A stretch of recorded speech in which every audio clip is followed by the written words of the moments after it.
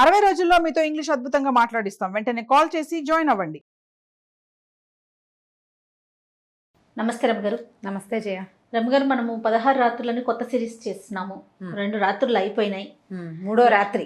మూడో రాత్రి ఆవిడేమో టకీమని సమాధానాలు చెప్పేస్తూ ఉంది. ఈ రెండు చెప్పేసింది. మూడో రోజు ఏం చేస్తుంది చూడాలి. ఎలాంటి ప్రశ్న వేస్తాడు? మూడో రోజు పగలల్లా అటు ఇటు తిరిగారు. రాజుగారు కొంచెం దిగులుగానే ఉన్నాడు. రాత్రంతా సరిగ్గా నిద్రపోలే. మధ్యరాత్రి నిద్ర పట్టింది, కొంచెం దిగులుగా ఉన్నాడు.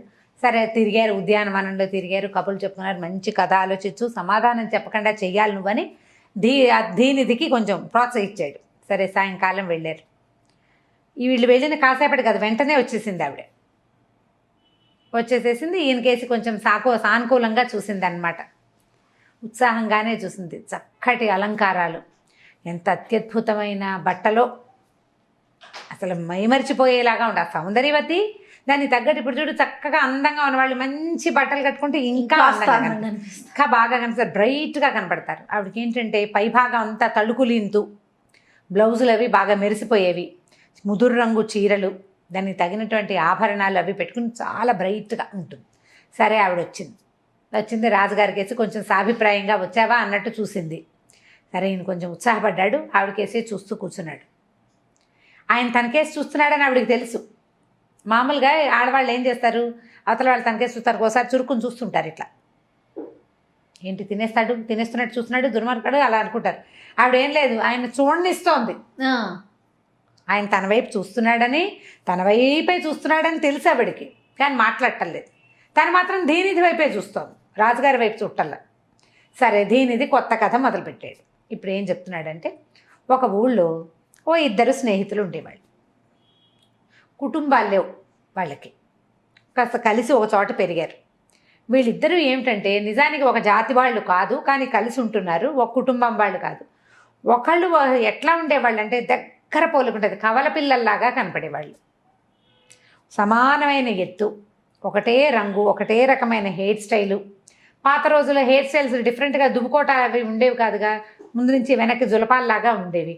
అలాగే జుట్టు, చేతుల కదలికలు, ముఖం హావభావాలు అన్నీ ఒకేలా ఉండి ఎంత దగ్గర పోలికో, ట్విన్స్ లాగా ఉండేవాళ్ళు.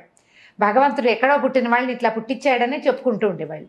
అయితే వీళ్ళని ఏమనేవాళ్ళు, ప్రత్యేకంగా వాళ్ళకి పేర్లు పెట్టిన వాళ్ళు ఎవరూ లేరు పాపం, పేర్లు ఎవరు పెట్ల.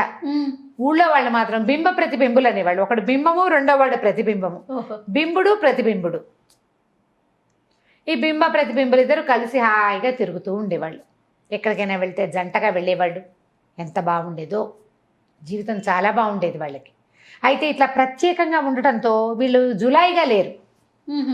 ఆ ఊళ్ళో వాళ్ళు కొంచెం ముద్దొచ్చి పిల్లలు అందంగానే ఉండేవాళ్ళు, ఒకటే పోలికలో ఉండేవాళ్ళు. సరదాగా కూడా ఉండేది. అందరూ ఈ యుద్ధ విద్యలు నేర్చే చోటకి తీసుకుపోయి, ఎవరే మీరు కూడా నేర్చుకోండిరా అని, ఏదైనా విందు భోజనాలు ఉంటే రండిరా మీరు కూడా అని పిలిచి వీళ్ళని కొంత ఉత్తమ పౌరులుగా తీర్చిదిద్దడానికి ఆ ఊరు కూడా కొంత సాయపడింది.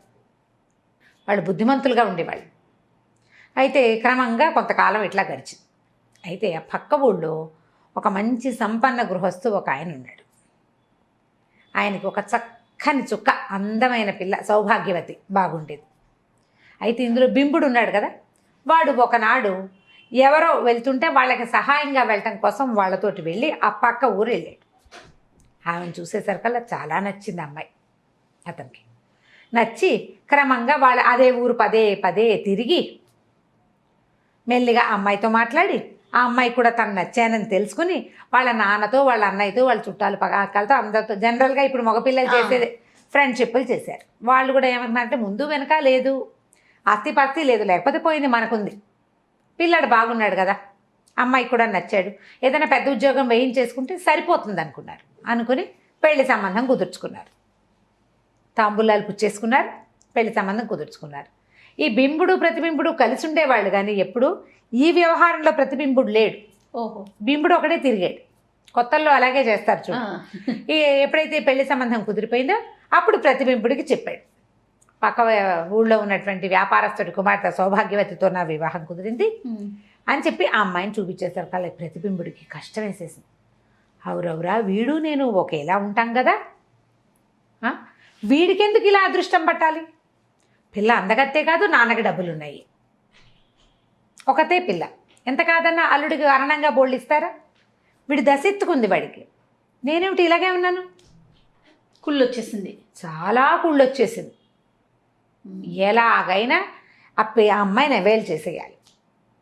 వీడికి ఏముంది అవకాశం, తమిద్దరూ ఒకేలా ఉండడం, రూపురేఖలు ఒకేలా ఉంటాయి కదా. సరే ఏం చేశాడు, బాగానే ఉందనుకుని బాగా మంచి గట్టిగా ఆలోచించుకున్నాడు. మర్నాడు ఎప్పుడైతే ఈ వివాహం వీళ్ళకి పెళ్లి సంబంధం వచ్చిందో, ఏ రోజైతే పెళ్ళి అని పెట్టుకున్నారో, అప్పట్లో పెళ్ళిళ్ళు మనకు మళ్ళీ ఫోటోషూట్లు పాడు ఏముండేవి, ముహూర్తం వేళకి తరలేయటమే, అంతకంటే ఏమీ లేదు. ఈ ఊళ్ళో ఈ అబ్బాయికి సంబంధించిన జనాలు ఎవరు లేరు కదా. పెళ్లి వాళ్ళు ఏం చెప్పారు, మీకు సొంత చుట్టాలు లేరు కదా, మేమే మిమ్మల్ని పెళ్లి కొడుకుని చేస్తాము, మీరు వద్దురుగాని అన్నారు. వీడేం చేశాడు, ప్రతిబింబుడు వేరే ఒక ఊళ్ళో అక్కడేదో బోళ్ళు వ్యవహారం ఉందని ఒకటి వ్యవహారాన్ని ఏర్పరిచి ఈ బింబుడు తను ఇద్దరూ అక్కడికి వెళ్ళారు.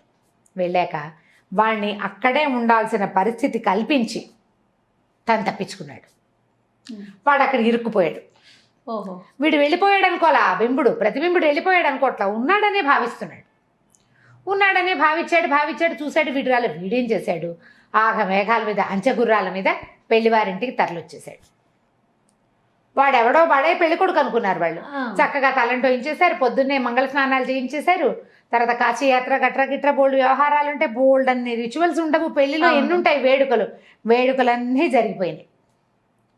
ఈ పెళ్లి కూతురికి సరిగ్గా పాణిగ్రహణం సమయానికి రొప్పుతూ రోజు పరిగెత్తుకొచ్చాడు బింబుడు. వచ్చేసేసరికి అలా అందరూ నిర్ఘాంతపోయారు. పెళ్లి కూతురు తెల్లపోయింది. అక్కడి నుంచి వాళ్ళిద్దరు నేనే పెళ్లి కొడుకుని నాతోటే సంబంధం కుదుర్చుకున్నారని ఇద్దరు చాడామాడా పొట్లాడుకున్నారు. అన్నదమ్ములిద్దరు ఫ్రెండ్స్, అన్నదమ్ములు అంటానికి వీలుగా ఫ్రెండ్స్. అక్కడి నుంచి పెళ్లి కూతురుని అడిగితే ఇద్దరిని ఇట్లా చూస్తుంది అమ్మాయి, టెన్నిస్ బ్యాచ్ చూసినట్టు. ఏమీ చెప్పలేకపోయింది. మామూలుగా అమ్మాయికి తెలుసు, ఒకడు తెల్లగా పొడుగ్గా స్పొరద్రూపి, కాస్త ఒత్తుగా జుట్టు, వాడి కాస్త యుద్ధ విద్యలొచ్చు, నవ్వు మాట మేసం అన్నీ కనపడుతున్నాయి. అవే రెండో పక్కన కూడా ఉంది.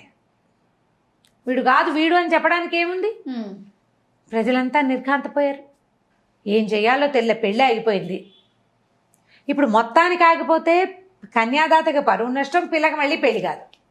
మాకొద్దని పంపేయడానికి వీల్లేదు. ఆ రోజులు అవి కాదు. వీళ్ళలో అసలు పెళ్లి కొడుకు ఎవరో తేలాలి. ఎవడు మొట్టమొదటి అంటే ఇప్పుడు అమ్మాయి మనసు ఇచ్చింది అంటే అమ్మాయి కన్యావరైతే రూపం, అమ్మాయి మనసు ఇచ్చింది ఎవరికి, వాడి రూపానికి. వాడి వ్యక్తిగతమైన వ్యవహారాల పిల్లకి ఏం తెలీదు, వాడు అందంగా ఉన్నాడు అంతే. రూపం ఇద్దరిలోనూ సేమే ఉంది. కానీ ఒకడు బుద్ధిమంతుడు, వాడు వచ్చి పెద్దవాళ్ళని అడిగి మర్యాదగా తాంబూలాలు పుచ్చుకున్నాడు. వాడు సరైన వాడు. రెండో వాడు దొంగ, తనతో పాటు ఉన్న వాడిని మోసం చేసి ఎక్కాడు. ఇప్పుడు కనుక వీడికి ఇచ్చి చేస్తే వీడు మోసగాడవుతాడో పెద్ద మనిషి అవుతాడో మనకు తెలియదు. అదే కదా మరి. సరే అక్కడి నుంచి ఏం చేశారు, రాజుగారి దగ్గరికి పంపిద్దాం అనుకున్నారు.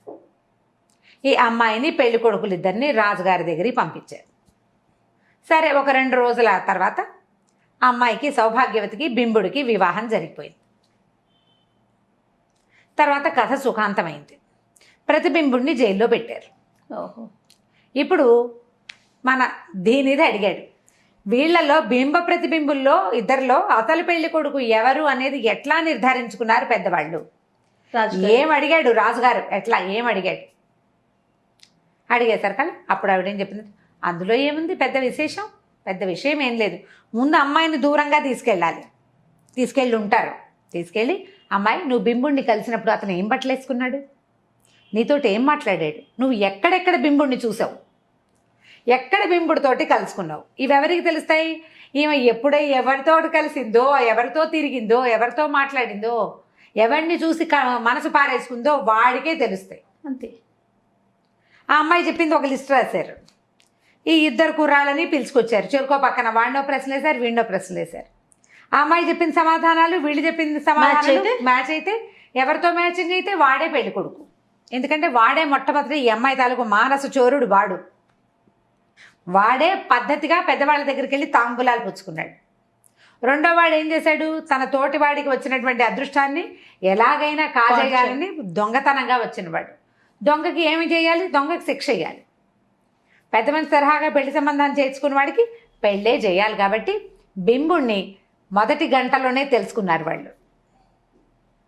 ఇతరత్రా మిగిలిన అన్ని వివరాలు రాబట్టి పెద్దవాళ్ళతో మాట్లాడినప్పుడు పెద్దవాళ్ళని కూడా పిలిచి, మీతో అతను ఏం మాట్లాడాడు, పోనీ ఒకవేళ బింబుడు ప్రతిబింబుడికి వివరాలన్నీ చెప్పేశాడు అనుకుందాం, నేను అక్కడ కలిశాను, ఇక్కడ చూశాను, నేను మాట్లాడాను అని. కానీ మన ప్రత్యేకమైన మేనరిజమ్స్ అవి ఉంటాయి కదా, అవును. వాటన్నిటిని మ్యాచ్ చేసి అందుకని కనిపెట్టారు. 2 రోజులు సమయం తీసుకుని బింబుడిని కనిపెట్టారు. వాడి చేతికి ఒక ఎర్ర తాడు కట్టి వాడిని సిద్ధంగా పెట్టుకున్నారు. రాచముద్ర వేసిన తాడు కట్టి పెట్టారు గొడవ లేకుండా. తర్వాత బింబుడితోటి పెళ్లి చేసి ఉంటారు. రాజులు సాధారణంగా ఇలా చేస్తారు, చెప్పేసి ఇట్లా జరిగి ఉంటుంది. అందుకని బింబుడితో పెళ్ళయింది ఆ పిల్లకి. ఆ అమ్మాయి సంతోషించింది, బింబుడు సంతోషించాడు. రెండో వాడు ఏడుస్తూ ఉండిపోయాడు. ఒకవేళ వీడు అరెస్ట్ అయిన వాడే బింబుడు అనుకో, ఒకవేళ వాడు అయ్యో నేను అన్యాయం అయిపోయింది ఏడ్చి గోల పెట్టాలి, వాడు గోల పెట్టాలి, తలకాయ ఉంచుకుని ఉన్నాడు సిగ్గుతో. తప్పు చేసిన వాడే కాబట్టి వాడు నోరు మూసుకుని ఉండుంటాడు. అందుకని వాడిని జైల్లో పెట్టగలిగారు, వీడికి ఇచ్చి పెళ్లి చేయగలిగారు. అయితే వాడు అరిచి గోల చేయొద్దు, గోల చేయలేదు అంటే ఇదే జరిగి ఉంటుంది అనగానే రాజుకి హతాశుడైపోయాడు. ఇదేమిటి ఇంత సింపుల్గా చెప్పేసింది సమాధానం. కాకపోతే ఆవిడ లేచి వెళ్తూ రాజుగారిని చూసి ఒక నవ్వు నవ్వి చెయ్యూపింది. ఓహో, వెళ్ళొస్తానంది అనలా లాగా చెయ్యూపింది, బాగా అందనమాట. ఈయనకి ఉత్సాహం వచ్చింది. దేనిది అన్నాడు. ఏంట్రా నాయన 3వ రోజు కూడా పోయింది, ఎంత కథ చెప్పినా ఈ అమ్మాయి సమాధానం చెప్పేసేస్తుంది. నువ్వు నన్ను బతికుంచుతావో లేదో, చివరికి నా శవాన్ని మోసుకెళ్తావేమో, లేకపోతే నన్ను ఇక్కడ సేవకుడుగా వదిలిపెడతావో, ఈ లోపలే ఈవిడ విరహంతో నేను చచ్చిపోతాను. ఏదో ఒకటి సరిగ్గా ఆలోచించు, దీనిది అని పేరు పెట్టుకున్నందుకు తగినట్టుగా ఆలోచించరా నాయన అంటే, సరే దీనిది అన్నాడు. చాలా సమయం ఉంది మిత్రమా, చూద్దాం.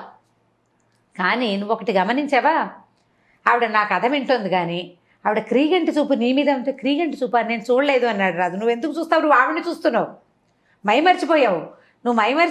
ఆవిడ మాత్రం మధ్య మధ్యలో నువ్వేం దాన్ని చూస్తున్నావా లేదా అని పరిశీలించుకుంటోంది.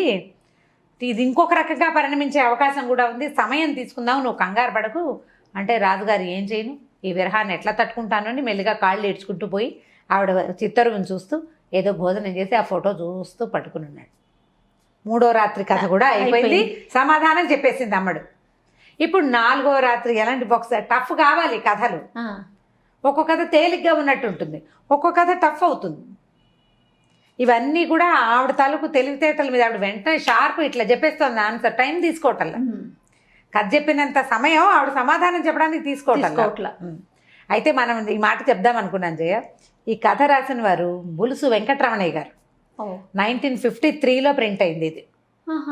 ఎంత పాతది కదా, మరి చందమామల్లో వచ్చిందా ఏమొచ్చిందో అయితే నాకు తెలీదు. 53లోనే 50స్లోనే ప్రింట్ అయిందనమాట. ఇది కొన్ని పుస్తకాల యాప్స్ కొన్ని కనపడుతున్నాయి కదా, దాంట్లో చదివాను నేను. కథ ఇంట్రెస్టింగ్గా ఉంది కదా. ఈ 16 రాత్రులు అని ఉండటం వల్ల కొంచెం మెడిటేట్ చేశాను, చెప్దామా వద్దా అని. కథ చాలా ఇంట్రెస్టింగ్గా ఉంది, బాగుంది కదా అని చెప్దాం అనుకున్నాం. వెంకటరమణయ్య గారని వారు రాసిందనమాట. మరి ఇటీవల కాలంలో వారు ఎక్కడ ఉన్నారు ఎలా ఉన్నారు ఆ వివరాలు ఏం తెలియవు, ఆ యాప్లో అవేం దొరకవు, కథలు మాత్రం కనపడుతూ ఉంటాయి. సరే వారి పేరు కూడా ఒకసారి చెప్తే బాగుంటుంది కదా. తప్పకుండా. రైట్ అమ్మ గారు, నమస్తే. నమస్తే జయ.